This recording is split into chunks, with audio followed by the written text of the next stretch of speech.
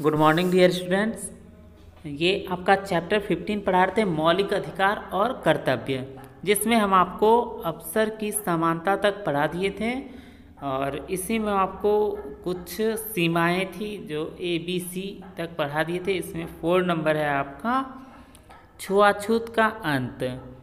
संविधान के अनुच्छेद 17 के अनुसार किसी भी रूप में छुआछूत को व्यवहार में लाने की मनाही है। ऐसा करने वालों को कानून द्वारा दंडित किया जा सकता है।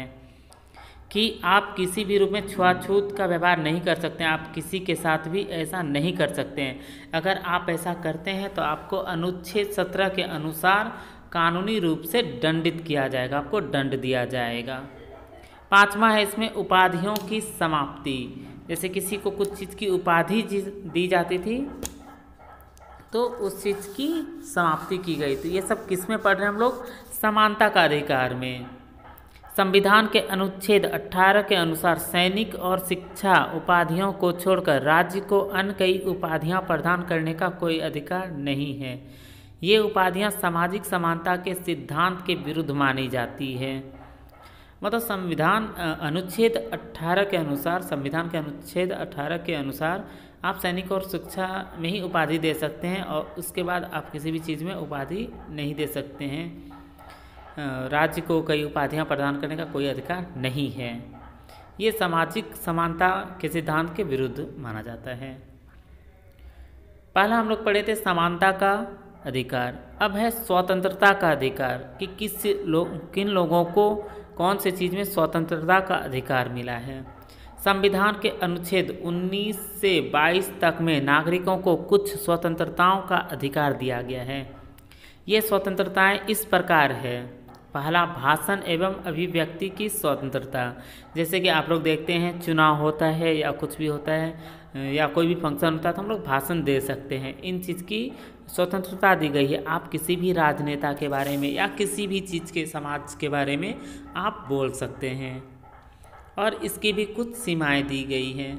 समाचार पत्रों की आप लोग न्यूज़पेपर भी पढ़ते हैं कि उसमें देखते हैं कि इतना स्वतंत्रता दी गई है कि वो न्यूज़ वाले कुछ भी छाप सकते हैं उसमें। तो इसकी भी कुछ सीमाएं हैं कि वो क्या कर सकते हैं और क्या नहीं कर सकते हैं। इस अधिकार को निम्नलिखित आधारों पर सीमित किया जा सकता है। तो कौन से हैं? ए में है भारत की प्रभुसत्ता और अखंडता। भारत की प्रभुसत्ता और अखंडता को ध्यान में रखते हुए राज्य कानून बनाकर इस स्वतंत्रता पर प्रतिबंध लगा सकता है।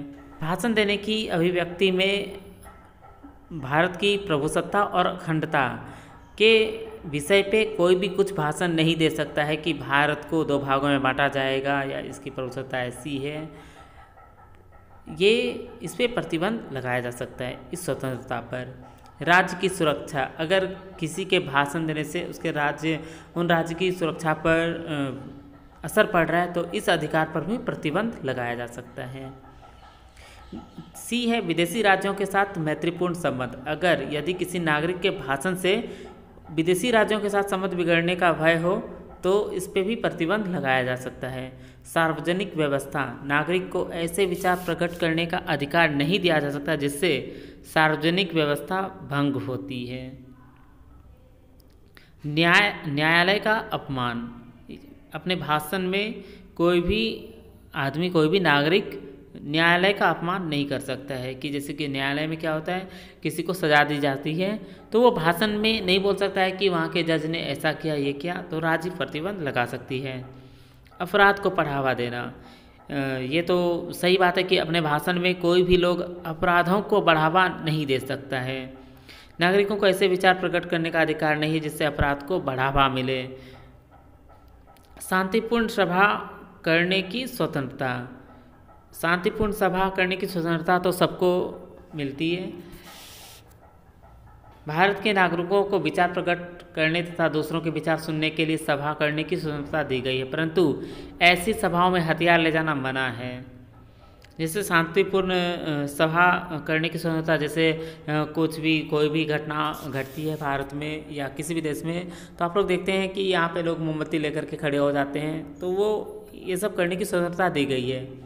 लेकिन अगर वो कुछ हंगामा करते तो उनको भी यहाँ की जो पुलिस होती है, जो सैनिक होते हैं, वो रोकते हैं। संघ या समुदाय बनाने की स्वतंत्रता।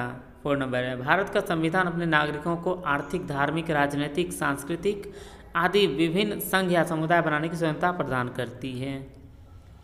जैसे राजनीतिक समुदाय, जैसे राजनीतिक संघ आप लोग देखते हैं कि भाजपा की पार्टी है, कांग्रेस की पार्टी है, या धार्मिक होता है तो कुछ लोग जैसे गणेश उत्सव बनाते तो उसका एक संघ बनाते हैं, वहाँ पे कमेटी बनता है कि यहाँ पे पूजा व्यवस्था किया जाता है।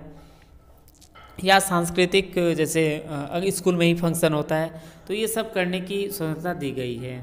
इसकी भी कुछ सीमाएं होती है।